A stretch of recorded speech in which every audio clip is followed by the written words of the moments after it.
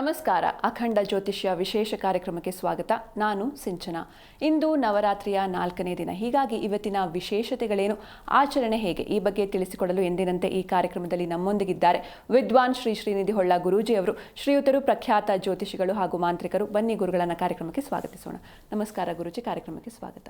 ಗುರೂಜಿ, ಇನ್ನು ಈ ನವರಾತ್ರಿಯನ್ನು ನಾವು ಯಾಕೆ ಆಚರಣೆ ಮಾಡ್ತೇವೆ ಅಂತ?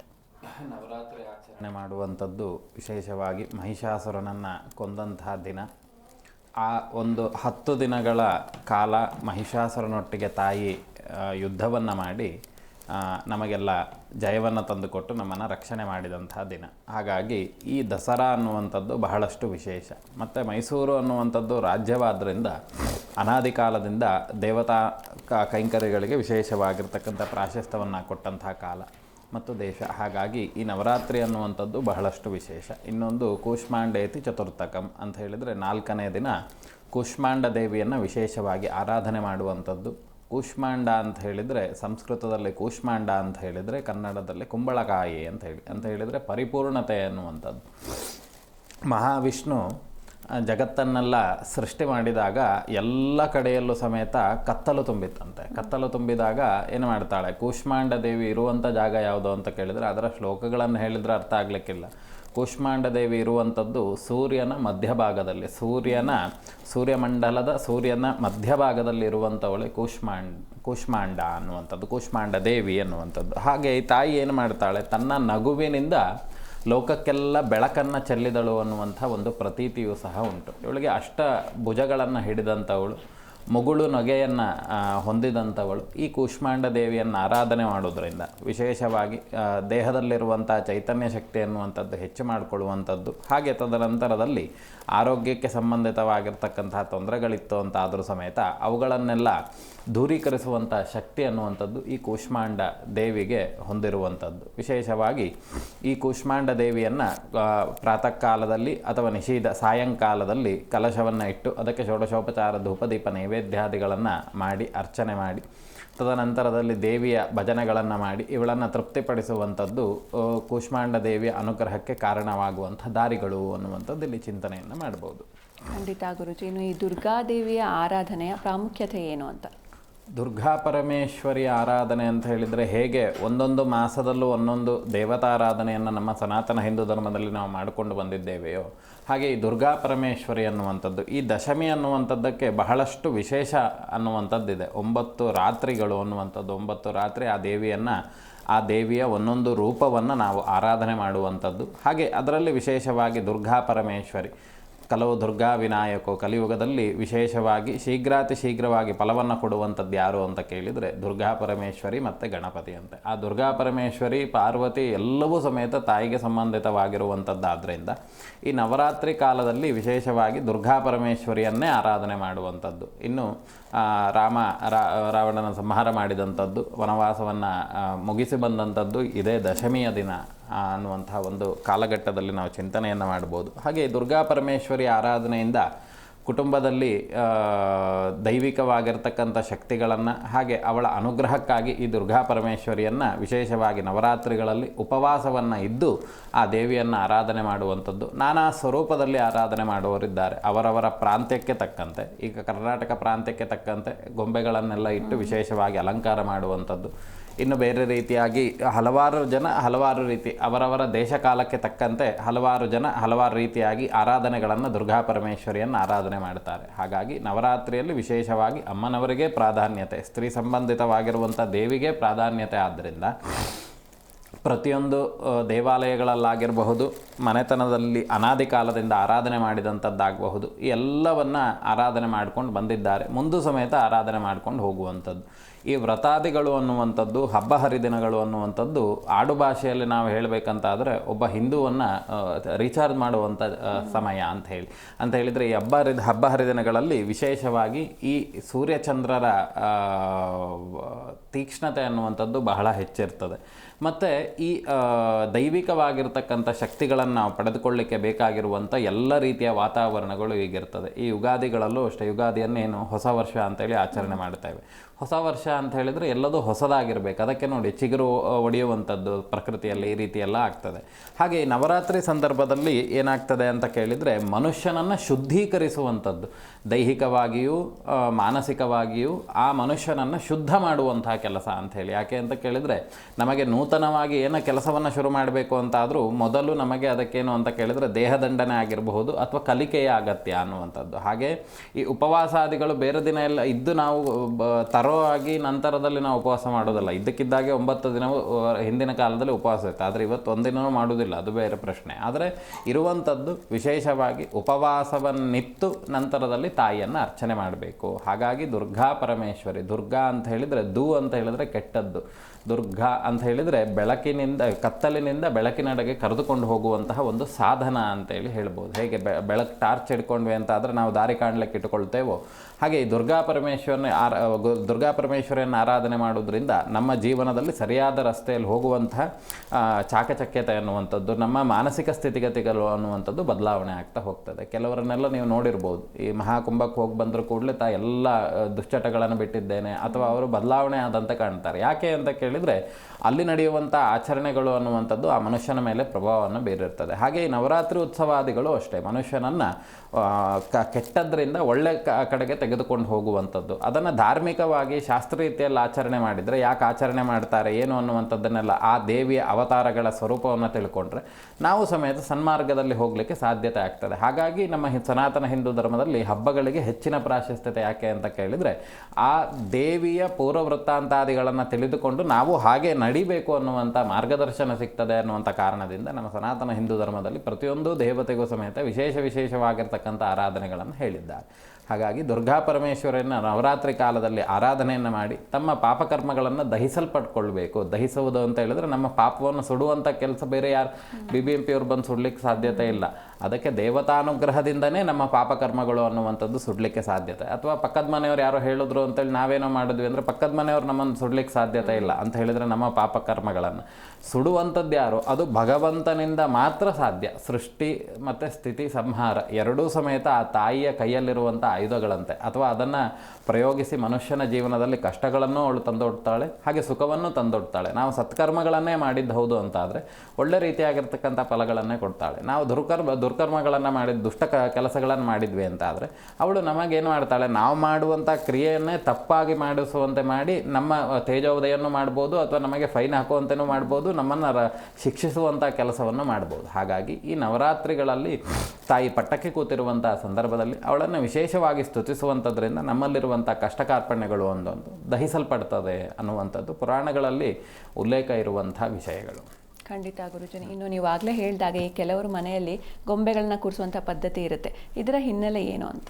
ಗೊಂಬೆದಿನೂ ತುಂಬ ದೂರ ಉಂಟಲ್ಲ ಗೊಂಬೆದು, ಈಗಲೇ ಹೇಳಲಿಕ್ಕಿಲ್ಲ. ಅದಕ್ಕೆ ಈಗ ಗೊಂಬೆಗಳು ಏನು ಅಂತ ಕೇಳಿದರೆ ನೋಡಿ, ಒಂದು ಚಿತ್ರಪಟ ರವಿವರ್ಮ ಬರಲಿಕ್ಕಿಂತ ಮುಂಚೆ ಗಣಪತಿ ಹೇಗಿದ್ದಾನೆ ಅನ್ನುವಂಥದ್ದು ನನಗೂ ಗೊತ್ತಿಲ್ಲ, ನಿಮಗೂ ಗೊತ್ತಿಲ್ಲ. ಅವನು ಆ ದೇವರ ಧ್ಯಾನಗಳನ್ನು ಹಿಡಿದುಕೊಂಡು ಚಿತ್ರಪಟಗಳನ್ನು ರಚನೆ ಮಾಡಿದ ಮೇಲೆ ಗೊತ್ತಾಯಿತು ಈ ದೇವರು ಈ ರೀತಿಯಾಗಿರ್ತಕ್ಕಂಥ ಭಾವನೆಯಲ್ಲಿದೆ ಅಥವಾ ಇದು ಹೀಗಿರ್ತದೆ ಅನ್ನುವಂಥದ್ದು. ಹಾಗೆ ಗೊಂಬೆ ಕೂರಿಸುವಂಥದ್ದು ವಿಶೇಷವಾಗಿ ಏನು ಅಂತ ಕೇಳಿದರೆ ಆ ತಾಯಿ ಮಹಿಷಾಸುರನನ್ನು ಸಂಹಾರ ಮಾಡುವಂಥ ಸಂದರ್ಭದಲ್ಲಿ ಯಾವೆಲ್ಲ ಸನ್ನಿವೇಶಗಳು ನಡೀತೋ ಅಥವಾ ಯಾವೆಲ್ಲ ದೇವರುಗಳು ಅನುಗ್ರಹಕ್ಕೆ ನಿಂತಿದ್ರು ಆ ಎಲ್ಲ ಚಿತ್ರಣಗಳನ್ನು ಸಮೇತ ಈ ಬೊಂಬೆಯ ಮೂಲಕವಾಗಿ ತೋರಿಸುವಂತಹ ಒಂದು ಪ್ರಯತ್ನ. ಆ ಬೊಂಬೆಗಳನ್ನು, ಆ ಭಂಗಿಗಳನ್ನು, ಆ ಚಿಂತನೆಗಳನ್ನು ನೋಡಿ ನಮಗೆ ಆ ದೇವಿಯ ಕಥೆ ಅನ್ನುವಂಥದ್ದು ಪುನಃ ನಮ್ಮ ಮನಸ್ಸಿಗೆ ಮನನ ಆಗಬೇಕು ಅನ್ನುವಂಥ ಚಿಂತನೆಯಿಂದ, ಮನನ ಅರ್ಥಾತ್ ಮತ್ತೆ ಪುನಃ ನೆನಪಾಗುವಂಥದ್ದಕ್ಕೆ ಮನನ ಅಂತೇಳಿ ಹೇಳ್ತಾರೆ. ಮನನ ಆಗಬೇಕನ್ನುವಂಥ ದೃಷ್ಟಿಯಿಂದ ಈ ಗೊಂಬೆಗಳನ್ನಿಟ್ಟು ಆ ತಾಯಿಯ ಸ್ವರೂಪಗಳನ್ನು ಹಾಡಿ ಹೊಗಳೋದು, ಭಜನೆ ಮಾಡೋದೆಲ್ಲ ಯಾರು ಫಿಲಮ್ ಹಾಡೋದಿಲ್ಲ, ದೇವಿಯ ಭಜನೆಗಳನ್ನೇ ಹಾಡ್ತಾ ಇದ್ರು. ಆಗಿನ ಕಾಲದಲ್ಲೆಲ್ಲ ಹೇಗೆ ಅಂದರೆ ಕೂತು ಜಾಗದಲ್ಲಿ ಹಾಡನ್ನು ಕಟ್ತಾ ಇದ್ರಂತೆ ಅಂತ ಹೇಳಿದರೆ ಆ ಹಾಡು ಕಟ್ಟೋದು ಅಂತ ಹೇಳಿ. ಅದೆಲ್ಲ ಹೇಗೆ ಆಗ್ತಿತ್ತು ಅಂತ ಕೇಳಿದರೆ ಅಲ್ಲಿ ನಡೆಯುವಂಥ ಸನ್ನಿವೇಶಗಳು, ಅಲ್ಲಿ ದೇವರ ಪೂಜೆಗೆ ಇಟ್ಟಂಥ ವಸ್ತುಗಳು ಅಥವಾ ದೇವರ ಗೊಂಬೆಗಳು ಅಥವಾ ಅದರ ಚೈತನ್ಯಗಳು ಅಥವಾ ಆ ಬೊಂಬೆ ಇರುವಂಥ ಸ್ಥಿತಿಗತಿಗಳನ್ನು ನೋಡಿ ಹಾಡನ್ನು ಕಟ್ಟಿ ದೇವರಿಗೆ ಸ್ತುತಿಸ್ತಿದ್ರಂತೆ. ಏನು ಅಂತ ಕೇಳಿದ್ರೆ ದೇವರನ್ನು ಹೊಗಳುವಂಥ ಕೆಲಸ ಅಂತೇಳಿ. ಹಾಗಾಗಿ ಅನಾದಿ ಕಾಲದಿಂದ ಆ ಬೊಂಬೆ ಪೂಜೆ ಅನ್ನುವಂಥದ್ದು ಬಂದಿದೆ. ಹಾಗೆ ಅದಕ್ಕೆ ಬೇಕಾಗಿರುವಂಥ ಇನ್ನೂ ವಿಶೇಷವಾಗಿರ್ತಕ್ಕಂಥ ಇನ್ನೂ ಸಾಕಷ್ಟು ವಿಷಯಗಳಿದ್ದಾವೆ. ಅವತ್ತಿನ ದಿನ ಗೊಂಬೆಯ ಪೂಜೆಯನ್ನು ಮಾಡುವಂಥ ದಿನ ಅದನ್ನು ತಿಳ್ಕೊಳ್ಳುವಂಥ ಕೆಲಸವನ್ನು ಮಾಡೋಣ. ಇವತ್ತಿನ ದಿನ ಕೂಷ್ಮಾಂಡೇತಿ ಚತುರ್ಥಕಂ ಅನ್ನುವಂಥದ್ದು, ಚತುರ್ಥ ದಿನ ಕೂಷ್ಮಾಂಡ ದೇವಿಯನ್ನು ಆರಾಧನೆ ಮಾಡಿ ಎಲ್ಲರೂ ಸುಖದಿಂದ ಇರಿ. ಖಂಡಿತ ಗುರುಜಿ. ಒಬ್ರು ಕಾಲರ್ ಇದ್ದಾರೆ, ಅಜಿತ್ ಅಂತ, ಮಾತಾಡ್ಸ್ಬಿಡೋಣ. ನಮಸ್ತೆ ಸರ್. ನಮಸ್ತೆ. ನಮಸ್ತೆ, ಎಲ್ಲಿಂದ ಕಾಲ್ ಮಾಡ್ತಿದ್ದೀರಾ? ನಾವು ಧಾರವಾಡದಿಂದ. ಯಾರ ಬಗ್ಗೆ ಕೇಳಬೇಕಿತ್ತು? ನಮ್ಮ ಬಗ್ಗೆ ಕೇಳಬೇಕು. ನಿಮ್ಮ ಡೇಟ್ ಆಫ್ ಬರ್ತ್ ಹೇಳಿ ಸರ್. 1963. ಇನ್ನೊಮ್ಮೆ ಹೇಳಿ. 1963. 1663 ಅಲ್ವಾ? ಟೈಮಿಂಗ್ಸ್ ಹೇಳಿ. 10:45. 10:45 ಬೆಳಿಗ್ಗೆನಾ? ನೈಟ್. ನೈಟ್. ಓಕೆ, ಗುರೂಜಿ ಇದ್ದಾರೆ, ಮಾತನಾಡಿ ಸರ್. ನಮಸ್ತೆ. ನಮಸ್ಕಾರ ಗುರುಜಿ. ನಮಸ್ತೆ, ಹೇಳಿ. ಇಲ್ಲ, ನಮಗೂ ಬಿಸ್ನೆಸ್ ಇದೆಲ್ಲ ಪ್ರಾಬ್ಲಮ್ ಆಗಿದೆ. ಹಾಂ, ಬಿಸ್ನೆಸ್ ಏನು ಕೆಲಸವನ್ನು ಮಾಡ್ತಿದ್ದೀರಿ ಯಜಮಾನ್ರು? ನಾವು ಎಲೆಕ್ಟ್ರಿಕಲ್ ಕಾಂಟ್ರಾಕ್ಟ್ ಮಾಡ್ತಾ ಇದ್ದೇವೆ. ಹಾಂ, ಯಾವ ಊರಿಂದ ಕರೆ ಮಾಡ್ತಿರೋದು? ಯಾವ ಊರಿಂದ? ಧಾರವಾಡದಿಂದ ಮಾಡ್ತೀವಿ. ಧಾರವಾಡ. ಇಲ್ಲಿ ನೋಡಿ, ಒಂದು ನೀವು ಡೇಟ್ ಆಫ್ ಬರ್ತ್ ಟೈಮಿಂಗ್ಸನ್ನು ಕೊಟ್ಟಂಥ ಸಮಯಕ್ಕೆ ಸರಿಯಾಗಿ ಚಿಂತನೆಗಳನ್ನು ಮಾಡುವಾಗ ಇಲ್ಲಿ ಕೆಲವೊಂದು ದೋಷಾದಿಗಳು ಅನ್ನುವಂಥದ್ದು ಕಾಣಿಸ್ತಾ ಇದೆ. ನೀವು ಸರಿಯಾಗಿ ಪರಿಪಕ್ವವಾಗಿ, ಅಂದರೆ ಸರಿಯಾಗಿ ಈ ವಿದ್ಯೆಯನ್ನು, ಬೇಕಾಗಿರುವಂಥ ಶಿಕ್ಷಣವನ್ನೆಲ್ಲ ಪಡೆದುಕೊಂಡು ನಿಮ್ಮದೇ ಆಗಿರ್ತಕ್ಕಂತಹ ಒಂದು ಉದ್ಯೋಗವನ್ನು ಮಾಡುವಂಥ ಸಂದರ್ಭದಲ್ಲಿ ಯಾರೋ ಒಬ್ಬರು ಈ ಸರಿಯಾಗಿ ಕಲಿದಲೇ ಇರುವಂಥ ವ್ಯಕ್ತಿಗಳಿಗೆ ಅವರಿಗೆ ಜೀವನ ಮಾಡುವಂಥ ದಾರಿಯನ್ನು ತೋರಿಸಿಕೊಟ್ಟಂಥದ್ದೋ ಅಥವಾ ಅವರಿಗೆ ನಿಮ್ಮ ವಿಷಯಗಳನ್ನೆಲ್ಲ ಹೇಳಿಕೊಟ್ಟೋ ಈ ಥರದ್ದನ್ನು ಮಾಡಿ, ಮತ್ತು ಜೊತೆಗಿರೋರೇ ಸ್ವಲ್ಪ ಮೋಸಾದಿಗಳಿಗೆ, ಅಂದರೆ ಮೋಸ ಆಗುವಂಥ ಜಾಗಕ್ಕೆ ನಿಮ್ಮನ್ನು ದೂಡಿದಂಥ ಲಕ್ಷಣಗಳು ಈ ಜಾತಕದಲ್ಲಿ ಕಾಣಿಸ್ತಾ ಉಂಟು. ಹಣವನ್ನೆಲ್ಲ ತುಂಬ ಪೋಲ್ ಮಾಡಿದ್ದೀರಿ ಅಂತ ಹೇಳಿದರೆ ಕಳ್ಕೊಂಡಿದ್ದೀರಿ ಅಂತ ಹೇಳಬೇಕು ಅಲ್ವಾ ಯಜಮಾನ್ರೆ? ಹೌದು ಹೌದು. ಈಗ ನೋಡಿ, ಸದ್ಯದ ಪರಿಸ್ಥಿತಿಗೆ ನೀವು ಮಾಡುವಂಥ ಉದ್ಯೋಗದಲ್ಲಿ ಈ 2026 ಡಿಸೆಂಬರ್ ತನಕನೂ ಸಮೇತ ಸ್ವಲ್ಪ ಅಡೆತಡೆಗಳು ಜಾಸ್ತಿ ಅಂತ ಹೇಳಿದರೆ ಹಣ ಅನ್ನುವಂಥದ್ದು ಸರಿಯಾಗಿ ಬರುವುದಿಲ್ಲ. ಸ್ವಲ್ಪ ಏನೋ ಮೋಸ ಆಗಿರುವಂಥ ಲಕ್ಷಣಗಳು ತುಂಬ ಸ್ಪಷ್ಟವಾಗಿ ಗೋಚರಕ್ಕೆ ಬರ್ತಾ ಉಂಟು. ಹೌದು. ಈಗ ಅದು ಬಿಟ್ಟು ಈಗ ಶೇರ್ ಮಾರ್ಕೆಟ್ ಸ್ವಲ್ಪ ಮಾಡ್ತಾ ಇದ್ದೇನ್ರಿ. ಅದು ಸದ್ಯಕ್ಕೊಂದು ಯಾವುದಕ್ಕೂ ಕೈ ಹಾಕಬೇಡಿ. ಶೇರ್ ಮಾರ್ಕೆಟಿಗಲ್ಲ, ನೀವು ಈಗ ಒಂದು ಯಾವುದಾದ್ರೂ ಹೊಸದಾಗಿ ಬಿಸ್ನೆಸ್ ಶುರು ಮಾಡ್ತೇನೆ ಅಂತ ಹೇಳಿದ್ರೆ ಅದು ಯಾವುದಕ್ಕೂ ಕೈ ಹಾಕಬೇಡಿ. ಸದ್ಯಕ್ಕೆ ತಟಸ್ಥವಾಗಿರಿ. ಸ್ವಲ್ಪ ಹಣ ಪೋಲಾಗುವಂಥ ಚಾನ್ಸಸ್ ಇದೆ ಅಂತ ಹೇಳಿದರೆ ಕಳ್ಕೊಳ್ಳುವಂಥ ಯೋಗಗಳಿದೆ. ಇದು ಸ್ವಲ್ಪ ದೋಷಾದಿಗಳು ಅನ್ನುವಂಥದ್ದಿದೆ. ಸದ್ಯದ ಪರಿಸ್ಥಿತಿಗೆ ವಿಷ್ಣುವನ್ನು ಆರಾಧನೆ ಮಾಡ್ತಾ ಬನ್ನಿ. ವಿಷ್ಣುವಿಗೆ ತುಳಸಿ ಅರ್ಚನೆಯನ್ನು ಮಾಡ್ತಾ ಬನ್ನಿ. ನಂತರದಲ್ಲಿ ಒಮ್ಮೆ ನೇರವಾಗಿ ಬಂದು ಭೇಟಿ ಮಾಡಲಿಕ್ಕೆ ಸಾಧ್ಯತೆ ಇತ್ತು ಅಂದರೆ ಭೇಟಿ ಮಾಡಿ. ಸ್ವಲ್ಪ ಈ ಕುಬೇರ ಲಕ್ಷ್ಮಿ ಯಂತ್ರಗಳು ಅನ್ನುವಂಥದ್ದು ಬರ್ತದೆ, ಆ ಯಂತ್ರವನ್ನು ಧಾರಣೆ ಮಾಡುವಂಥದ್ದು, ವಿಷ್ಣುವಿಗೆ ತುಳಸಿ ಅರ್ಚನೆಯನ್ನು ಸದ್ಯದ ಪರಿಸ್ಥಿತಿಗೆ ಮಾಡ್ತಾ ಬನ್ನಿ. ಸ್ವಲ್ಪ ಪರವಾಗಿಲ್ಲ ಆಗ್ತದೆ. ಆಮೇಲೆ ನೇರವಾಗಿ ಬಂದು ಭೇಟಿ ಮಾಡಿ ಏನೆಲ್ಲ ಮಾಡಬೇಕು ಅನ್ನುವಂಥ ವಿಷಯಗಳನ್ನು ನಾನು ನಿಮಗೆ ಹೇಳ್ತೇನೆ. ಒಳ್ಳೆಯದಾಗಲಿ. ಓಕೆ, ಧನ್ಯವಾದ ಅಜಿತ್ ಅವರೇ ಕರೆ ಮಾಡಿದ್ದಾರೆ. ಇನ್ನೊಬ್ರು ಕಾಲರ್ ಇದ್ದಾರೆ ಗುರುಜಿ, ವಿನಯ್ ಅಂತ. ನಮಸ್ತೆ. ಹಲೋ, ನಮಸ್ತೆ, ಎಲ್ಲಿಂದ ಕಾಲ್ ಮಾಡ್ತಿದ್ದೀರಾ? ನಾವು ನಾಲ್ಕಟ್ಟಿಯಿಂದ. ಯಾರ ಬಗ್ಗೆ ಕೇಳಬೇಕಿತ್ತು? ನನ್ನ ಬಗ್ಗೆ. ನಿಮ್ಮ ಡೇಟ್ ಆಫ್ ಬರ್ತ್ ಹೇಳಿ ಸರ್. 2/5/2011. 2/5/2011. ಟೈಮಿಂಗ್ಸ್ ಹೇಳಿ. 7:44 ಸಾಯಂಕಾಲ. ಸಂಜೆ 7:44. ಓಕೆ, ಗುರೂಜಿ ಇದ್ದಾರೆ, ಮಾತನಾಡಿ ಸರ್. ನಮಸ್ತೆ. ನಮಸ್ತೆ. ಏನು ನಿಮ್ಮ ಹೆಸರು? ವಿನಯ್. ನಮಸ್ತೆ, ವಿನಯ್ ಅಂತ. ಹಾಂ, ಸರಿ. ಏನು ವಿಷಯ ಕೇಳಬೇಕಿತ್ತು? ನಮ್ಮ ಶಿಕ್ಷಣ ಆರೋಗ್ಯದ ಬಗ್ಗೆ. ಏನು ಮಾಡ್ತಾ ಇದ್ದೀರಿ ಈಗ? 9th ಕ್ಲಾಸ್ ಓದ್ತಾ. ಈಗ ಸದ್ಯದ ಪರಿಸ್ಥಿತಿಗೆ ನೋಡಿ, ಒಂದು ಈ ನಿಮ್ಮ ಜಾತಕದ ಪ್ರಕಾರವಾಗಿ ಏನಾಗ್ತಾ ಇದೆ ಅಂತ ಕೇಳಿದರೆ, ಕುಟುಂಬದಲ್ಲಿ ಕೆಲವೊಂದು ಆರೋಗ್ಯ ಪರಿಸ್ಥಿತಿಗಳು ಎನ್ನುವಂಥದ್ದು ಸರಿಯಾಗಿ ಕಾಣಿಸ್ತಾ ಇಲ್ಲ. ಅಂತ ಹೇಳಿದರೆ ನಿಮ್ಮ ತಂದೆ ಆಗಿರ್ಬೋದು ಅಥವಾ ತಾಯಿ ಆಗಿರ್ಬೋದು ಅಥವಾ ಮನೆಯಲ್ಲಿ ಇರುವಂಥ ಸನ್ನಿವೇಶಗಳಾಗಿರ್ಬೋದು, ಅವೆಲ್ಲವೂ ಸಮೇತ ಆರೋಗ್ಯದಲ್ಲಿ ಸ್ವಲ್ಪ ಇವರಿಗೆ ತೊಂದರೆಗಳಾಗ್ತಿರುವಂಥ ಲಕ್ಷಣಗಳು. ಅಂದರೆ ಹೇಳಿದರೆ ನಿಮಗೇನೋ ಆರೋಗ್ಯದಲ್ಲಿ ತೊಂದರೆ ಆಗ್ತಿದೆ ಅಂತಲ್ಲ, ಮನೆಯಲ್ಲಿ ಇರುವಂಥ ಆರೋಗ್ಯ ಸಮಸ್ಯೆಗಳು ಅನ್ನುವಂಥದ್ದು ಈ ಓದುವಂಥ ಕೆಲಸಕ್ಕೆ ಸ್ವಲ್ಪ ಡಿಸ್ಟರ್ಬ್ ಮಾಡ್ತಿರುವಂಥದ್ದು ಅಥವಾ ಅದಕ್ಕೆ ಪ್ರತಿಬಂಧಕಾದಿಗಳನ್ನು ಕೊಡ್ತಿರುವಂಥ ಲಕ್ಷಣಗಳು ಕಾಣಿಸ್ತಾ ಇದೆ. ಇನ್ನು ನಿಮ್ಮ ತಂದೆಯವರ ವಿಚಾರವನ್ನು ತಗೊಳ್ಳುವಾಗ ಹಿರಿಯರಿಗೆ ಮಾಡುವಂಥ ಕೆಲಸಗಳು ಅನ್ನುವಂಥದ್ದು ಸರಿಯಾದ ರೀತಿಯಲ್ಲಿ ಮಾಡದಲ್ಲೇ ಇರುವಂಥ ಲಕ್ಷಣಗಳು ಕಾಣಿಸ್ತಾ ಇದೆ. ಈ ಓದುವಂಥ ವಿಚಾರಗಳಲ್ಲೂ ಅಷ್ಟೇ, ಈ 2027 ಈ ಸಂದರ್ಭಗಳಲ್ಲಿ ಸ್ವಲ್ಪ ವಿದ್ಯೆಗೆ ಪ್ರತಿಬಂಧಕವಾಗಿರ್ತಕ್ಕಂಥ ದೋಷಗಳು ಅನ್ನುವಂಥದ್ದು ಬರುವಂಥ ಲಕ್ಷಣಗಳಿದೆ. ಸ್ವಂತ ಉದ್ಯೋಗಾದಿಗಳು ಅನ್ನುವಂಥದ್ದು ಮಾಡ್ಲಿಕ್ಕೆ ಚಿಂತನೆಯನ್ನು ಮಾಡ್ತಾ ಇದ್ದೀರಿ. ಸದ್ಯದ ಪರಿಸ್ಥಿತಿಗೆ ನೀವು ಓದುವಂಥದ್ದಾದರೂ ಸ್ವಲ್ಪ ದುಡಿಯುವಂಥ ಕೆಲಸಗಳಿಗೆ ಹೋಗುವಂಥ ಮಾನಸಿಕ ಸ್ಥಿತಿಗತಿಗಳು ಅಥವಾ ಅದಕ್ಕೆ ಸಂಬಂಧಿತವಾಗಿರ್ತಕ್ಕಂಥ ಸಂದರ್ಭಗಳು ಅನ್ನುವಂಥದ್ದು ಬರ್ತದೆ. ಆ ಸಂದರ್ಭಕ್ಕೆ ಯಾವುದು ಅದ್ರ ಬಗ್ಗೆ ಯೋಚನೆ ಮಾಡಿದಲೇ ವಿದ್ಯೆಯಲ್ಲಿ ಮುಂದುವರಿಯುವಂಥದ್ದು ಉತ್ತಮ. ಯಾಕೆಂದರೆ ಮುಂದೆ ಒಳ್ಳೆ ಉನ್ನತವಾಗಿರುವಂತಹ ಉದ್ಯೋಗ ಸಿಗುವಂಥ ಯೋಗಗಳೆಲ್ಲ ಉಂಟು. ಸ್ನೇಹಿತ ವರ್ಗ ಅನ್ನುವಂಥದ್ದು ಸ್ವಲ್ಪ ಹೆಚ್ಚಿರುವಂಥ ಲಕ್ಷಣಗಳು. ಅದನ್ನು ಆದಷ್ಟು ಕಮ್ಮಿ ಮಾಡಿಕೊಂಡು ಓದುವಂಥ ವಿಚಾರಗಳ ಬಗ್ಗೆ ಗಮನ ಕೊಟ್ಟರೆ ಮುಂದೆ ಅನುಕೂಲತೆ ಉಂಟು. ಆರೋಗ್ಯದ ಮನೆಯಲ್ಲಿ ನಡೆಯುವಂಥ ಆರೋಗ್ಯ ವಿಚಾರಗಳು ಅಥವಾ ಮಾನಸಿಕ ಸ್ಥಿತಿಗತಿಗಳು ಅನ್ನುವಂಥದ್ದು ಏರ್ಪೇರಾಗುವಂಥದ್ದು ಇದೆಲ್ಲ ಆಗ್ತಾ ಇದೆ. ಅದನ್ನು ಆದಷ್ಟು ತಲೆಗೆ ತಗೊಳ್ದಲೇ ನಿಮ್ಮ ವಿದ್ಯೆ ಬಗ್ಗೆ ಸ್ವಲ್ಪ ಯೋಚನೆ ಮಾಡಿ ಮುಂದುವರಿಯುವಂಥದ್ದು ಉತ್ತಮ. ವಿದ್ಯಾ ಪ್ರತಿಬಂಧಕ ಅಂತ ಹೇಳಿದರೆ ಓದುವಂಥದ್ದು ಸ್ವಲ್ಪ ಮಧ್ಯಕ್ಕೆ ನಿಲ್ಲುವಂಥ ಲಕ್ಷಣಗಳಿದೆ. ಅದು ನೋಡುವ, ನೇರವಾಗಿ ಬಂದು ಭೇಟಿ ಮಾಡಿದರೆ ಅದಕ್ಕೆ ಏನನ್ನು ಮಾಡಬೇಕು ಅನ್ನುವಂಥ ವಿಷಯಗಳನ್ನು ನಾನು ಹೇಳ್ತೇನೆ. ಒಳ್ಳೆಯದಾಗಲಿ, ಆಯಿತಾ? ಓಕೆ, ಧನ್ಯವಾದ ವಿನಯ್ ಅವರೇ ಕರೆ ಮಾಡಿದ್ದಕ್ಕೆ. ಇನ್ನೊಬ್ರು ಕಾಲರ್ ಇದ್ದಾರೆ ಗುರೂಜಿ, ಚೆಲುವರಾಜ್ ಅಂತ ಮಾತಾಡ್ಸೋಣ. ನಮಸ್ತೆ. ನಮಸ್ತೆ. ಟಿವಿ ನೋಡ್ಕೊಂಡು ಮಾತಾಡಬೇಡಿ. ನಮಸ್ತೆ ಸರ್. ಹಲೋ ಮ್ಯಾಮ್, ನಮಸ್ತೆ. ಎಲ್ಲಿಂದ ಕಾಲ್ ಮಾಡ್ತಿದ್ದೀರಾ? ಹಾಸನದಿಂದ. ನಿಮ್ಮ ಹೆಸರು ಹೇಳಿ. ನಮ್ಮ ಹೆಸರು ನೇತ್ರಾವತಿ. ಓಕೆ, ಯಾರ ಬಗ್ಗೆ ಕೇಳಬೇಕಿತ್ತು? ನಮ್ಮ ಯಜಮಾನ್ರ ಬಗ್ಗೆ ಕೇಳಬೇಕಿತ್ತು. ಅವ್ರ ಡೇಟ್ ಆಫ್ ಬರ್ತ್ ಹೇಳಿಮ್ಮ. 72 ಹಾಂ 16 ಹಾಂ 8ನೇ ತಿಂಗಳು. 16/8/72. ಟೈಮಿಂಗ್ಸ್ ಹೇಳಿ. ಟೈಮಿಂಗ್ಸ್ ಅಷ್ಟು ಸರಿ ಗೊತ್ತಿಲ್ಲ ಮ್ಯಾಮ್. ಓಕೆ, ಗುರೂಜಿ ಇದ್ದಾರೆ, ಮಾತನಾಡಿಮ್ಮ. ನಮಸ್ತೆ. ನಮಸ್ತೆ ಗುರುಜಿ. ನಮಸ್ತೆ, ಹೇಳಿ. ಅದು ನಮ್ಮ ಮನೆಯವ್ರದ್ದು ಮೊದಲನೇ ಹೆಂಡತಿದು ಕೇಸ್ ಆಗಿದೆ. ಅದು ಯಾವತ್ತು ಬಗೆಹರಿಯುತ್ತೆ ಅಂತ ಕೇಳಕ್ಕೆ. ಎಂತ ಹೆಸರು ನಿಮ್ಮ ಮನೆಯವ್ರದ್ದು? ಚೆಲುವರಾಜ್. ಚೆಲುವರಾಜ್.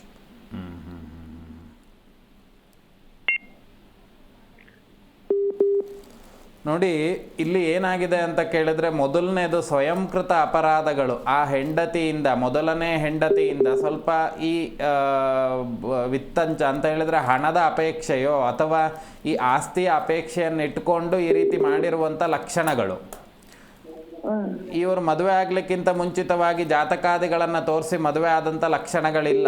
ಇದು ಅವಳಿಂದ ಸ್ವಲ್ಪ ತೊಂದರೆಗಳಾಗುವಂಥ ಸ್ಥಿತಿಗತಿಗಳೇ ಕಾಣಿಸ್ತಾ ಇದೆ. ಇದೇನು ಅಂತ ಕೇಳಿದರೆ ಕೇಸ್ ಸದ್ಯಕ್ಕೆ ಮುಗಿಲಿಕ್ಕಿಲ್ಲ. ಯಾವಾಗ ಹಾಕಿದ್ದೆ? ಆಯ್ತಾ ಈಗ ಒಂದು 3-3.5 ವರ್ಷ ಆಗಿದೆ ಗುರುಜಿ. 3-3.5 ವರ್ಷ ಆಗಿದೆ.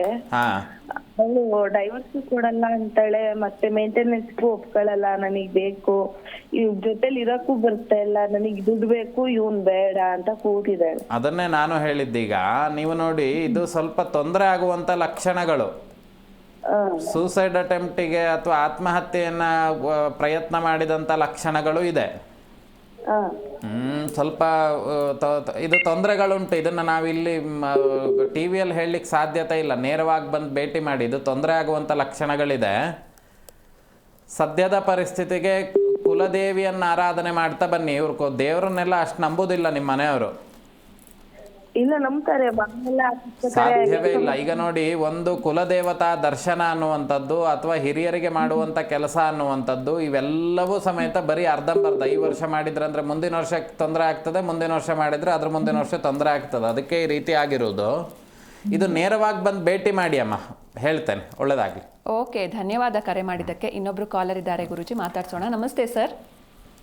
ನಮಸ್ತೆ, ನಿಮ್ಮ ಹೆಸರು? ನಮಸ್ತೆ ಗುರುಜಿ, ವಸಂತ್ ರೆಡ್ಡಿ ಅಂತೇನು. ಎಲ್ಲಿಂದ ಕಾಲ್ ಮಾಡ್ತಿದ್ದೀರಾ? ರಾಯಚೂರಿಂದ. ಯಾರ ಬಗ್ಗೆ ಕೇಳಬೇಕಿತ್ತು? ಯಾರ ಬಗ್ಗೆ ಕೇಳಬೇಕಿತ್ತು? ನನ್ನ ಬಗ್ಗೆ ಕೇಳಬೇಕಾಗಿತ್ತು. ನಿಮ್ಮ ಡೇಟ್ ಆಫ್ ಬರ್ತ್ ಹೇಳಿ ಸರ್. 25/5/1973 ಮೇಡಮ್. 25/5/1973. ಟೈಮಿಂಗ್ಸ್ ಹೇಳಿ. ಟೈಮಿಂಗ್ 10:30 ಮೇಡಮ್, ಬೆಳಿಗ್ಗೆ 10:30. ಓಕೆ, ಗುರೂಜಿ ಇದ್ದಾರೆ, ಮಾತನಾಡಿ ಸರ್. ಕುಂಭರಾಶಿ, ಶತಭಿಷ ನಕ್ಷತ್ರ. ಶತಭಿಷ ನಕ್ಷತ್ರ, ಕುಂಭರಾಶಿ ಅಲ್ವಾ? ಮೇಷ, ಮಿಥುನ, ಕಟಕ ಲಗ್ನ. ಹೇಳಿ, ಏನು ವಿಷಯವನ್ನು ಕೇಳಬೇಕಿತ್ತು? ಏನಿಲ್ಲ ಸರ್, ಸ್ವಲ್ಪ ನನ್ನ ಮನೆಯದ್ದು ಸ್ವಲ್ಪ ಪ್ರಾಬ್ಲಮ್ ಇತ್ತು, ಮನೆ ಅದಕ್ಕೆ ಕೇಳಬೇಕಾಗಿತ್ತು. ಏನು ತೊಂದರೆ ಆಗ್ತಾ ಉಂಟು? ಮನೆಯಲ್ಲಿ ಸ್ವಲ್ಪ ಒಬ್ರಿಗೆ ಇದು ಆರಾಮಿರಲ್ಲ, ಮೈ ಹುಷಾರಿರಲ್ಲ. ಹೊಟ್ಟೆಗೆ ಮತ್ತೆ ಕಾಲಿಗೆ ಸಂಬಂಧಿತವಾಗಿರುವಂಥ ನೋವಿನಿಂದ ಬಳಲ್ತಿರುವಂಥ ಲಕ್ಷಣಗಳು ಕಾಣಿಸ್ತಾ ಇದೆ. ಹೊಟ್ಟೆ ಮತ್ತು ಕಾಲು ಹೌದು ಸರ್. ಅಲ್ವಾ? ಹೌದ್ರಿ, ಹೌದು ಗುರುಜಿ. ನಿಮ್ಮ ಮನೆಯಲ್ಲಿ ನಿಮ್ಮ ತಂದೆಯವರ ಕಾಲದಲ್ಲಿ ಒಂದು ದೇವಾಲಯ ಇತ್ತು, ಹೌದಾ? ಮನೆಯಲ್ಲಿ ನಿಮ್ಮ ಮನೆಗೆ ಸಂಬಂಧಿತವಾಗಿರುವಂಥ ಒಂದು ದೇವಸ್ಥಾನ ಅನ್ನುವಂಥದ್ದಿದೆ, ಹೌದಾ? ಇದೆ. ಅದಕ್ಕೆ ಆರಾಧನೆಗಳು ಅನ್ನುವಂಥದ್ದು ನಿಂತಿರುವಂಥದ್ದು ಅಥವಾ ಅಲ್ಲಿ ಪೂಜೆ ಮಾಡುವಂಥ ವಿಚಾರಗಳಲ್ಲಿ ಮಲಿನತೆ ಆದಂಥದ್ದು ಏನೋ ಕಾಣಿಸ್ತಾ ಇದೆ. ಹೌದು ಗುರುಜಿ. ಅದನ್ನು ಸರಿ ಮಾಡಿಕೊಳ್ಳಿ, ಇದು ಸರಿ ಆಗ್ತದೆ. ಮತ್ತು ಇನ್ನೊಂದೇನು ಅಂತ ಕೇಳಿದರೆ, ಸ್ವಲ್ಪ ಈ ಕುಜನ ವಿಷಯ ಅಂತ ಹೇಳಿದರೆ, ನೀವು ಮಾಡುವಂಥ ಉದ್ಯೋಗದ ವಿಚಾರಗಳಲ್ಲಿ ಅಥವಾ ನೀವು ನಿಮ್ಮ ಹತ್ರ ಇರುವಂಥ ಆಸ್ತಿಗೆ ಸಂಬಂಧಿತವಾಗಿ ಸ್ವಲ್ಪ ಈ ಕೃತ್ರಿಮಾದಿ ವಾಮಾಚಾರ ಪ್ರಯೋಗಗಳನ್ನು ಮಾಡಿದ್ದಾರೆ. ಮತ್ತು ಇನ್ನೊಂದೇನು ಅಂದರೆ, ಆರೋಗ್ಯ ವಿಚಾರದಲ್ಲಿ ವೈದ್ಯಕೀಯ ಚಿಕಿತ್ಸೆ ಅಂತೇಳಿ ಬಹಳಷ್ಟು ಹಣವನ್ನು ಸಮೇತ ನೀವು ಖರ್ಚು ಮಾಡಿರುವಂಥ ಲಕ್ಷಣಗಳು ಉಂಟು. ಇದು ಸ್ವಲ್ಪ ತೊಂದರೆ ಇರುವಂಥದ್ದು ಅಂತ ಕೇಳಿದರೆ, ಇದು ಪ್ರಯೋಗವನ್ನು ಮಾಡಿರುವಂಥದ್ದು ಅಂತ ಹೇಳಿದರೆ, ಈ ದುಷ್ಟ ಪ್ರವೃತ್ತಿ ಬಲಿಪ್ರಧಾನವಾಗಿರುವಂಥ ದೇವರಿಗೆ ಬಲಿಯನ್ನೆಲ್ಲ ಕೊಟ್ಟು ಪ್ರಾರ್ಥನೆ ಮಾಡಿದಂಥ ಲಕ್ಷಣಗಳಿದು. ಅದರಿಂದ ಈ ರೀತಿ ತೊಂದರೆಗಳಾಗ್ತಾ ಇದೆ. ಸಾಧ್ಯತೆ ಇತ್ತು ಅಂದರೆ ನೇರವಾಗಿ ಬಂದು ಭೇಟಿ ಮಾಡಿ, ಅಥವಾ ನಿಮ್ಮ ಊರಿನಲ್ಲೇ ಇರುವಂತಹ ಯಾರಾದರೂ ಸರಿಯಾದಂಥ ಜ್ಯೋತಿಷ್ಯರಲ್ಲಿ, ಬ್ರಾಹ್ಮಣರಲ್ಲಿ ಆರೂಢ ಪ್ರಶ್ನ ಚಿಂತನೆಯನ್ನು ಮನೆಯಲ್ಲಿ ಮಾಡಿಸಿ.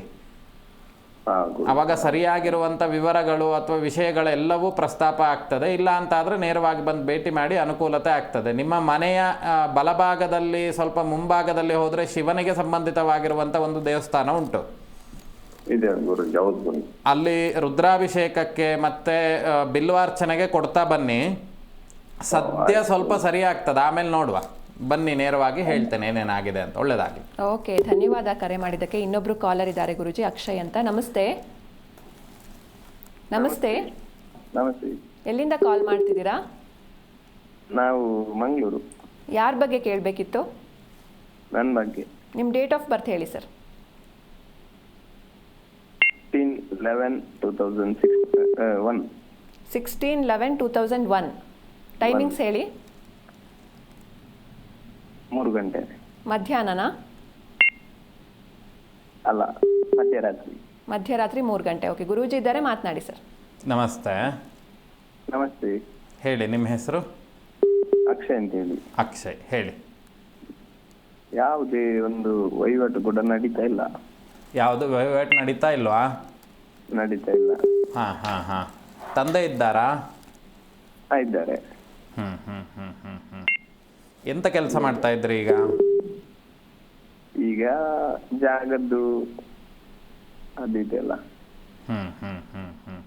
ಇಲ್ಲಿ ನೋಡಿ, ಒಂದು ಕುಟುಂಬದಲ್ಲಿ ಏನಾಗಿದೆ ಅಂತ ಕೇಳಿದರೆ ನೋಡಿ, ಮುಂದುವರಿಲಿಕ್ಕೆ ಆಗ್ತಾ ಇಲ್ಲ ಅಂತ ಹೇಳಿದರೆ, ಈಗ ನೀವು ಒಂದು ಒಳ್ಳೆ ಯಾವುದಾದ್ರೂ ಸರಿ ಬಿಸ್ನೆಸ್ ಆಗುವಂಥ ಬಿಸ್ನೆಸ್ಸನ್ನು ಆಯ್ಕೆ ಮಾಡಿ ಅದಕ್ಕೆ ಸಂಬಂಧಿತವಾಗಿರುವಂಥ ಬಿಸ್ನೆಸ್ನೆಲ್ಲ ಸೆಟಪ್ ಮಾಡಿದ್ರು ಸಮೇತ ಅದರಲ್ಲಿ ಉನ್ನತಿಯಾಗಿ ಮುಂದುವರಿಲಿಕ್ಕೆ ಆಗ್ತಾ ಇಲ್ಲ. 10 ರೂಪಾಯಿ ದುಡಿದ್ರಿ ಅಂತ ಆದರೆ ಒಂದು 11 ರೂಪಾಯಿ ಖರ್ಚೇ ಇರ್ತದೆ. ಯಾವುದು ಲಾಭಾಂಶ ಅನ್ನುವಂಥದ್ದು ತೆಗಿಲಿಕ್ಕೆ ಸಾಧ್ಯತೆ ಆಗ್ತಿಲ್ಲ.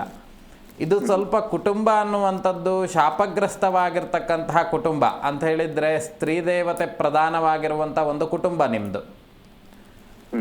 ಅದಾದ ನಂತರದಲ್ಲಿ ಸ್ವಲ್ಪ ಕುಟುಂಬದಲ್ಲಿರುವಂತಹ ದೈವೈಹಿ ಧರ್ಮದೈವೈಹಿ ಅಂತ ಹೇಳಿದರೆ, ಈ ಧರ್ಮದೈವಗಳು ಅನ್ನುವಂಥ ವಿಚಾರಗಳಲ್ಲಿ ಸ್ವಲ್ಪ ಮನಸ್ತಾಪಗಳಾಗಿ ಆಣೆ ಭಾಷೆಗಳಾದಂಥ ಲಕ್ಷಣಗಳು ಇದೆ.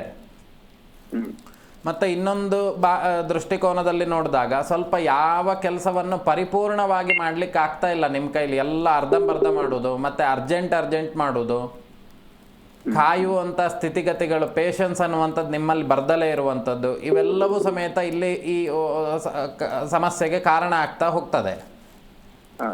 ಮತ್ತು ಈ ಹಿರಿಯರಿಗೆ ಮಾಡುವಂತಹ ಏನು ಜಕಣಿ ಮಾಡೋದೋ ಅಥವಾ ನಿಮ್ಮಲ್ಲಿರುವಂತಹ ಶ್ರಾದ್ದಾದಿಗಳು ಮಾಡೋದೋ ಅಥವಾ ಅನ್ನ ನೀರು ಕೊಡೋದೋ ಹಿರಿಯರಿಗೆ, ಅದೆಲ್ಲ ಏನೋ ಸ್ವಲ್ಪ ಚ್ಯುತಿಯಾದಂಥ ಲಕ್ಷಣಗಳಿದೆ.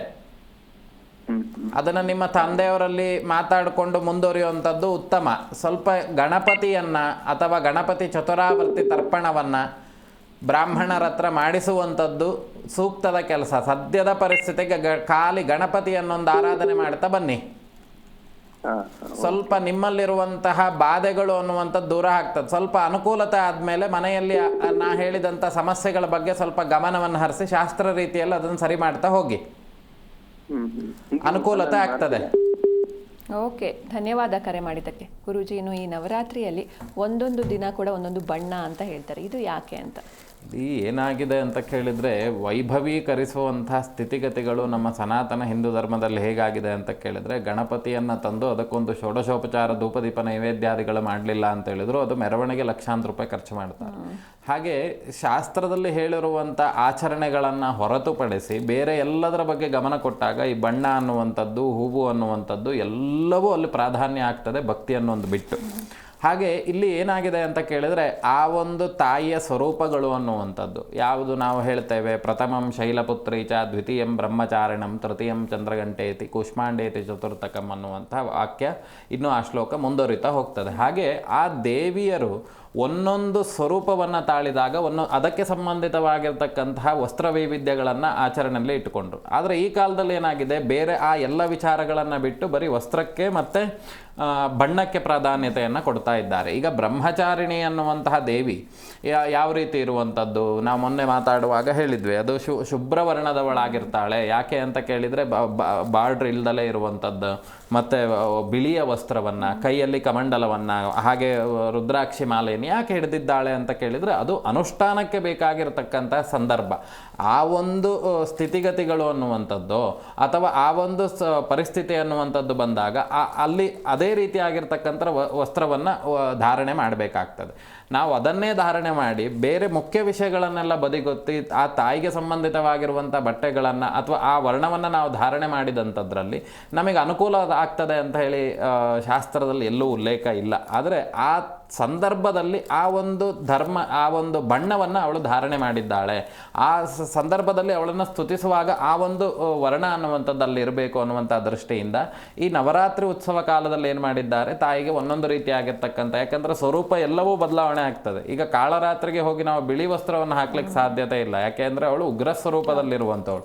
ಉಗ್ರ ಸ್ವರೂಪದಲ್ಲಿರುವವರ ಮಾನಸಿಕ ಸ್ಥಿತಿಗತಿಗಳು ಹೇಗಿರ್ತದೆ, ಅವರಿಗೆ ಕಪ್ಪು ಬಣ್ಣ ಇಷ್ಟ ಆಗ್ತದೆ ಅಥವಾ ಕೆಂಪು ಬಣ್ಣ ಇಷ್ಟ ಆಗ್ತದೆ. ಯಾಕೆ ಅಂತ ಕೇಳಿದರೆ ಅದು ತಮೋ ವರ್ಣ ಉಳ್ಳಂಥದ್ದು, ಅದರಲ್ಲಿ ತಮೋ ಶಕ್ತಿ ಜಾಸ್ತಿ ಇರ್ತದೆ. ಈಗ ನಾನು ಇಲ್ಲೇ ಬಿಳಿ ವಸ್ತ್ರವನ್ನು ಹಾಕ್ಕೊಂಡು ಪ್ರತಿನಿತ್ಯ ನಾನು ಕೆಂಪು ಹಾಕ್ತಾ ಹೋದೆ ಅಂತ ಆದರೆ ಏನಾಗ್ತದೆ, ನನ್ನಲ್ಲಿ ಕ್ರೌರ್ಯ ಜಾಸ್ತಿ ಆಗ್ತದೆ, ನನ್ನಲ್ಲಿ ಸಿಟ್ಟು ಅನ್ನುವಂಥದ್ದು ಜಾಸ್ತಿ ಆಗ್ತದೆ. ವರ್ಣಕ್ಕೆ ಅದರದ್ದೇ ಆಗಿರ್ತಕ್ಕಂಥ ವಿಷಯಗಳಿದ್ದಾವೆ. ಈಗ ಚಿಕ್ಕ ಮಕ್ಕಳಿಗೆ, ಹುಟ್ಟಿದಂಥ ಮಕ್ಕಳಿಗೆ ಕೆಂಪು ಬಣ್ಣವನ್ನು ಹಾಕಬೇಡಿ ಅಂತಾರೆ. ಯಾಕೆ ಅಂತ ಕೇಳಿದರೆ ಅಲ್ಲಿ ಕ್ರೌರ್ಯ ಜಾಸ್ತಿ ಆಗ್ತದೆ ಅಂತ ಹೇಳಿ. ಹಾಗೆ ನವರಾತ್ರಿ ಉತ್ಸವಗಳಲ್ಲೂ ಸಮೇತ ನಾವು ಬಣ್ಣಕ್ಕೆ ಹೆಚ್ಚು ಪ್ರಾಶಸ್ತ್ಯವನ್ನು ಕೊಡದಲೆ ದೈವಿಕವಾಗಿರ್ತಕ್ಕಂಥ ಪೂಜೆಗಳಿಗೆ ಹೆಚ್ಚು ಪ್ರಾಶಸ್ತ್ಯವನ್ನು ಕೊಡುವಂಥದ್ದು ಉತ್ತಮ. ವೈಭವೀಕರಿಸಲಿಕ್ಕೆ ನಾವು ಏನನ್ನೂ ವೈಭವೀಕರಿಸ್ಬೋದು. ಈಗ ಬಣ್ಣ ಅನ್ನುವಂಥದ್ದು ಬಂದಿದೆ. ಇನ್ನು ಮುಂದಿನ ದಿನಗಳಲ್ಲಿ ಏನು ಮಾಡ್ತದೆ, ತಾಯಿಯ ಸ್ವರೂಪವನ್ನೇ ಧಾರಣೆ ಮಾಡಿ ಇನ್ನೊಂದಿಷ್ಟು ಫೋಟೋವನ್ನು ಅಪ್ಲೋಡ್ ಮಾಡ್ತಾರೆ ಬಿಟ್ಟರೆ ಅಲ್ಲಿ ಭಕ್ತಿ ಅನ್ನುವಂಥದ್ದು ಬರೋದಿಲ್ಲ. ಈ ರೀತಿಯೇ ಯಾವುದ್ಯಾವುದಕ್ಕೂ ನಾವು ವೈವಿಧ್ಯವನ್ನು ಕೊಟ್ಟು ಅದನ್ನು ಜಾಸ್ತಿ ತೋರ್ಪಡಿಕೆ ಮಾಡಿದಾಗಲೇ ಅದನ್ನು ಮಾಡ್ತಾನೆ ಮತ್ತೊಂದು ಮಾಡಬೇಕು. ಈ ವರ್ಷ ಬಣ್ಣ ಬಂದಿದೆ ಅಂತ ಆದರೆ ಮುಂದಿನ ವರ್ಷ ಇನ್ನೊಬ್ಬ ಯಾರೋ ಯೋಚನೆ ಮಾಡಿ ಮತ್ತೊಂದೇನನ್ನೋ ತರ್ತಾನೆ. ಅದಕ್ಕೆಲ್ಲ ಶಾಸ್ತ್ರದಲ್ಲಿ ಆಧಾರ ಕೊಡಲಿಕ್ಕೆ ಸಾಧ್ಯತೆ ಇಲ್ಲ. ಶಾಸ್ತ್ರದಲ್ಲಿ ಹೇಳಿರುವಂಥದ್ದೇನು, ನಿಮಗೆ ಇರುವಂಥ ರೋಗಕ್ಕೆ ಈ ಔಷಧವನ್ನು ತಗೊಳ್ಳಿ, ಆ ಔಷಧ ತಗೊಳ್ಳುವಂಥ ಸಮಯವನ್ನು ನೋಡಿ. ಯಾಕಂದರೆ ಔಷಧ ಸಮಯಕ್ಕೆ ಹೇಳಿರೋದು, ಈಗೇನೆಂದರೆ ಹೊರಗಡೆ ಓಡಾಡಲಿಕ್ಕೆ ರಾಹುಕಾಲ ಹೇಳಿರೋದು, ಔಷಧ ತಗೊಳ್ಳಿಕ್ಕೆ ಕೆಲವೊಂದು ಮುಹೂರ್ತಗಳನ್ನು ಹೇಳಿರೋದು. ಅದನ್ನು ಬೇರೆದಕ್ಕೆಲ್ಲ ಹಾಕಬೇಡಿ. ನೀವು ಅದು ಅಷ್ಟಕ್ಕೆ ಮಾತ್ರ ಪ್ರಾಶಸ್ತ್ಯ. ಹಾಗೆ ಇನ್ನೊಬ್ಬ ಯೋಚನೆ ಮಾಡ್ತಾನೆ ಮುಂದಿನ ವರ್ಷ ನಾವು ಇನ್ನೊಂದೇನೋ ಹೊಸದಾಗಿ ಮಾಡುವ ಅಂತ ಹೇಳಿ, ಅದಕ್ಕೆಲ್ಲ ನಾವು ಶಾಸ್ತ್ರ ಆಧಾರಗಳನ್ನು ಕೊಡಲಿಕ್ಕೆ ಸಾಧ್ಯತೆ ಇಲ್ಲ. ವರ್ಣಗಳು ಅನ್ನುವಂಥದ್ದು ಮನುಷ್ಯನ ಜೀವನಕ್ಕೆ ಅತಿ ಪ್ರಾಮುಖ್ಯತೆ ಇರುವಂಥದ್ದು. ಹಾಗಂತ ಯಾರು ಕತ್ಲಲ್ಲಿ ಹೋಗಿರ್ಲಿಕ್ಕೆ ಸಾಧ್ಯತೆ ಇಲ್ಲ, ಅಥವಾ ಒಂದೇ ವರ್ಣ ಇಡೀ ರೂಮಲ್ಲಿದ್ದರೂ ಆಗ್ಲಿಕ್ಕೆ ಸಾಧ್ಯತೆ ಇಲ್ಲ. ಹಾಗಾಗಿ ಆ ದೇವಿಯ ಸ್ವರೂಪಗಳು ಆ ವರ್ಣ ಆ ಸಂದರ್ಭಕ್ಕೆ ಬೇಕಾಗಿರ್ತದೆ. ಆದ್ದರಿಂದ ಅದನ್ನು ಧಾರಣೆ ಮಾಡುವಂಥದ್ದು ಈಗಿನ ಕಾಲದಲ್ಲಿ ಶುಭವೇ. ಆದರೆ ಶಾಸ್ತ್ರದಲ್ಲಿ ಪೂಜೆಗೆ ಹೇಳಿರುವಂಥದ್ದು ಶುಭ್ರವಾಗಿರ್ತಕ್ಕಂತಹ ಬಿಳಿಯ ವಸ್ತ್ರವನ್ನು ಮಾತ್ರ, ಇನ್ಯಾವುದನ್ನೂ ಶಾಸ್ತ್ರದಲ್ಲಿ ದೈವಿಕ ಪೂಜೆಗಳಿಗೆ ಹೇಳಲಿಲ್ಲ.